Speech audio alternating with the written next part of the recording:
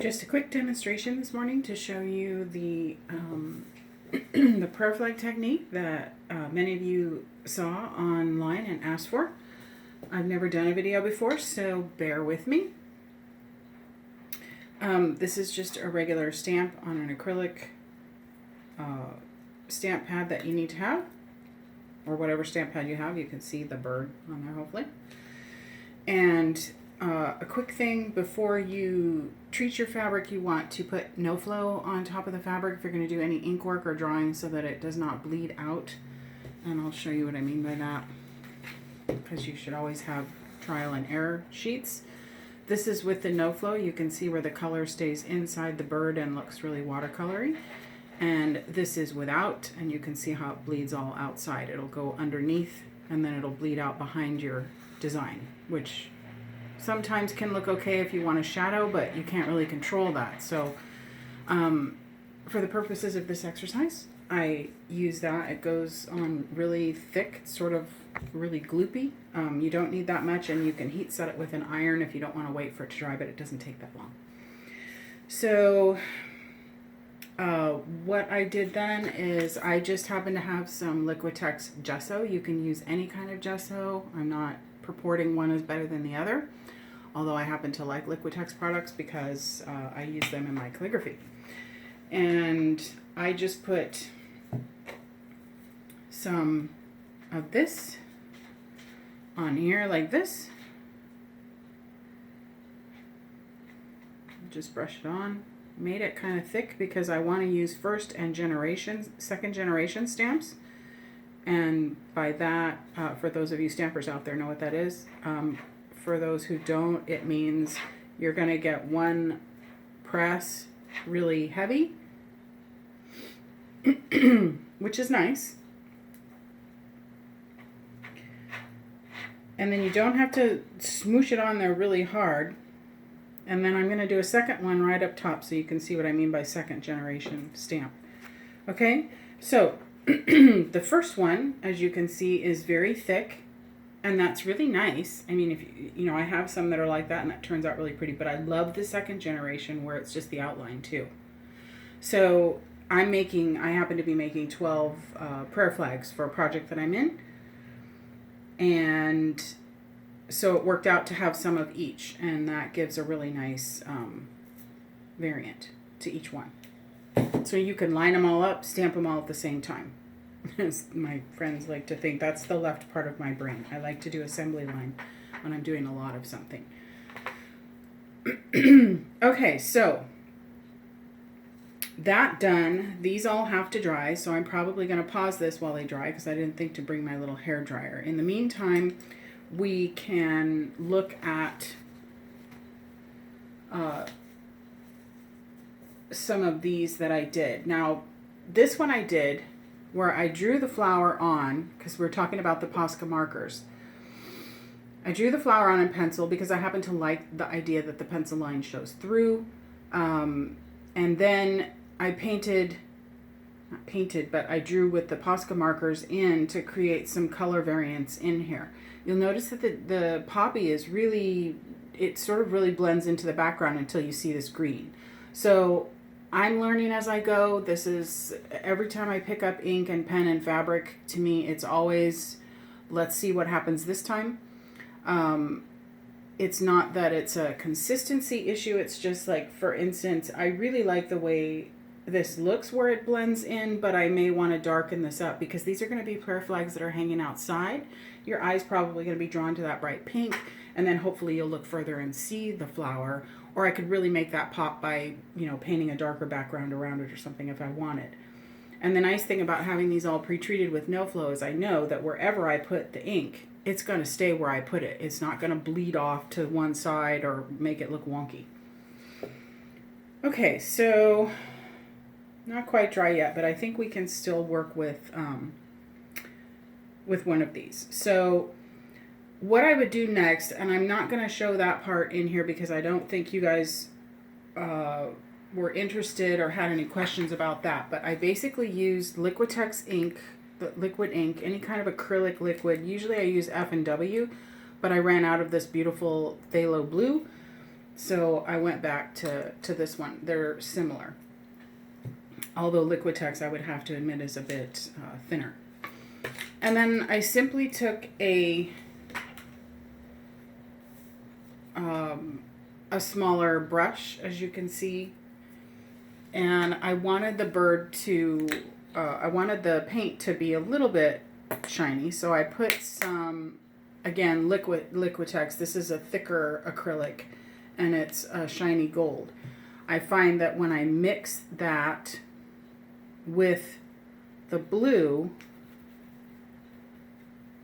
not only does it thicken up my blue, which is nice, but it also will leave a beautiful iridescence, which you can see in this piece right here. You can sort of see that shiny, when it dries, it leaves a beautiful iridescence, which is really nice, and I think the sun will catch that. Okay, so all I'm doing is, and I don't know, I suppose I should hold the camera. Again, forgive me because I've never done this before. So here we go. Come with me. Okay, so I basically just take the color, and I know I want a beak here, and then I want to round the bird out and then give him a little bit of tail swoosh. And I want to catch just a little bit of that wing. And then I turn my work because I'm going to do catch the wing on this side. Hopefully it doesn't pick up too much of that because it's still wet. Give him a little round in the body. Okay. And there's that. Okay. I mean, really, truly, it is as simple as that. The brush does all the work. This fabric, this background fabric, does a lot of work for me. It's gorgeous batik. It's a focus puller, so I find it really hard to deal with batiks in quilts because they tend to draw the eye immediately to those rich saturated colors.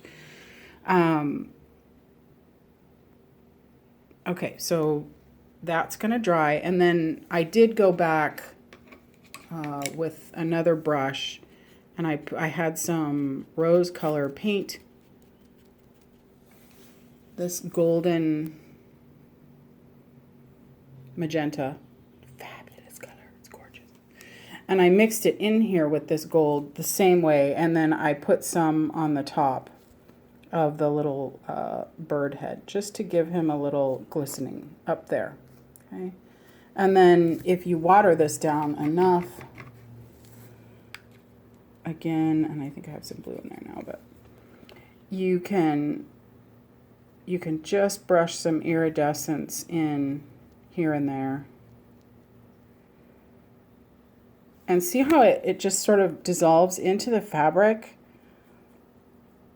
So it's not, what do we want to call that? Opaque? You can tell I'm not an art master. It just sort of dissolves into the fabric, and it gives you this beautiful luminescent, and it'll dry like that. So it's awesome. Okay. So there's that. Those were all the steps leading up to the drawing of the flowers. So I'm going to flip this around.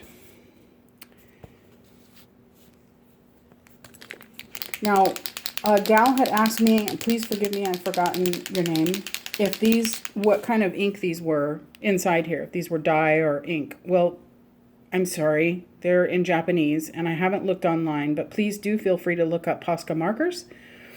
And you will see, and you can get them in Art Supply Warehouse. They are a lot less expensive than Copic markers. But today, because you asked, the gal had asked if they work as well as Copic, I had told her I bought my daughter a set. This was we're Miyazaki fans here, so I made her a cigar box that keeps her Copic markers in it. And she's not home, so we're going to play. Let's see, and I don't see white in here, but let's try this yellow and orange. That'll be good.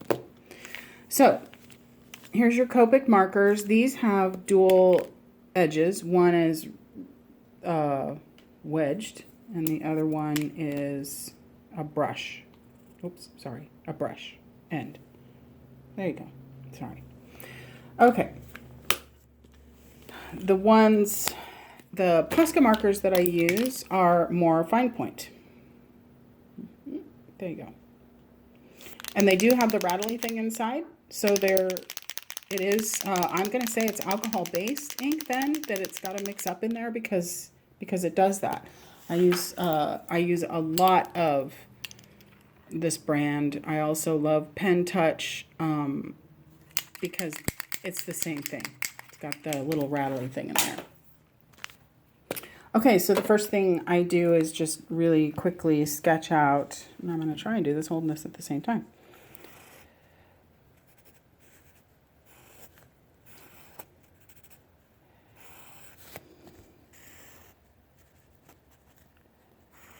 Okay, and for the purposes of this demonstration, I think 3 is enough. Okay, so there you go. Then, what I want to show you, which is really cool about these, and hopefully I'm not making too much noise there, and I can get it to do it this way. Hear that noise? So you can make this as fine or as wide as you want. And when you come on the downstroke, look at that nice striation that it gives you on the outside of that to make it look really faded out. Isn't that cool? I love that. Okay, and I've completely screwed these up, but that's all right. So you can see how those work. And the other thing is there's no flow on this material. This ink is going to sit on the top of your fabric. It's not going to get absorbed into it. And that's part of the magic of this. Really hard to hold this and do this at the same time. Okay. Okay, and then I thought, okay, well, I really like that. I like the, you know, the white complements the white of the bird and all that, but I want to pop some color in there. And because this is on pink, let's try some yellow. So I just sketch in some yellow, just like that. And some orange, that pretty orange. And here is the interesting part that I discovered with these is that you can then, I have some clean brush here. You can water these and get them to blend. Okay, so you can see it bringing that color out. I mean, the initial part that you colored in will stay, the initial lines. You can see how that sort of brightens up because of the water. But once you get it wet, they do this really nice bleed. You can see how it's a lot like, if you work with that, you could get a really nice watercolor feel with that. Okay, so now I'm going to try the Copics because I haven't tried those yet. So we're going to learn together. Make sure I have the right. Okay, so I have the brush. Keep sticking to my Ranger sheet. They have the brush, and if you don't have one of these, by the way, go on. Do yourself a huge favor. Go onto Amazon and get Ranger aluminum sheets. Mine is really long. I spent the extra $20. They are not that expensive. Absolutely nothing sticks to these. Nothing. If you don't have one of these on your craft table, please do yourself a favor and get one. Nothing sticks to it. Paint comes right off. Any kind of glue. I've had no flow. I've had acrylic paint, oil paint, nothing. Nothing sticks to these. And you can just wipe them right off and continue crafting. It's awesome. Okay, so I'm going to draw another white petal because that one's all wet.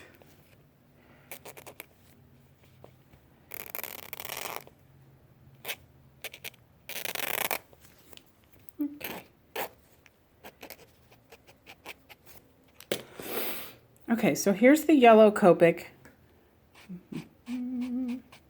Well, okay. You guys are seeing that, right? There's like, I can see that it's marking, but I don't see any color. Okay, you might get a little with the yellow, orange just because it's a darker color, but that's not the same. So I would, you know, we're all learning together. So the Copic markers in this instance, I don't feel are the best for this particular project because when I put this this orange on here, you see that orange right away. And when I put the yellow on, that yellow sits right on top of the fabric. In the same area, this Copic marker, the ink just goes right in, even though there's no flow on this whole piece. So yeah, that that would not work as well for me because you can't even really see that on there. So I'm not sure. They're probably maybe not designed for that. I don't know.